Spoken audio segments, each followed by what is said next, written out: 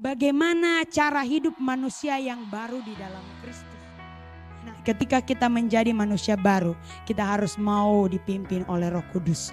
Orang yang dipimpin oleh Roh Kudus akan mengeluarkan buah-buah roh. Dia akan hidup mau terus dipimpin oleh Tuhan.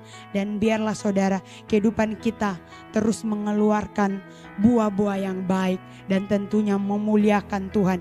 Dan yang kedua saudara, hidup dalam kasih Tuhan. Kita sudah menerima kasih Tuhan dan biarlah setiap hari terus kita dibaharui di dalam Tuhan. Di ayat yang ke-10 tadi sudah berkata bahwa kita dibaharui di dalam Tuhan. Kasih kita dibaharui setiap waktu di dalam Tuhan. Damai sejahtera Tuhan berkuasa dalam kehidupan kita.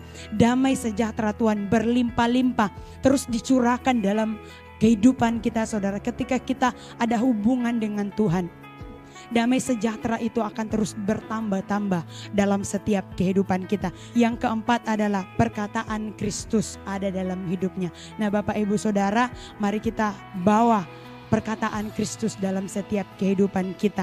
Di mana saudara perlu dalam kehidupan kita. Ketika ada perkataan Kristus, saya percaya saudara bahwa perkataan Kristus ini adalah perkataan yang mengubahkan. Adalah perkataan yang membangun, mendidik orang saudara untuk terus lebih lagi di dalam Tuhan. Mengajar orang lain supaya mereka punya pandangan yang benar dalam kehidupannya. Supaya hidup mereka yang merasa tidak adil saudara, dia mengerti bahwa walaupun kehidupan kadang tidak sesuai dengan yang kita inginkan, situasi tidak seperti yang kita inginkan, kita merasa ada yang tidak adil dalam setiap kehidupan kita. Tapi firman Tuhan juga berkata bahwa saudara, kita bisa bertumbuh ketika pikiran kita diubahkan. Dalam ketidakadilan pun iman kita bertumbuh. Karena kita tahu bahwa Bapak Ibu Saudara, Kristuslah yang memerdekakan kehidupan kita.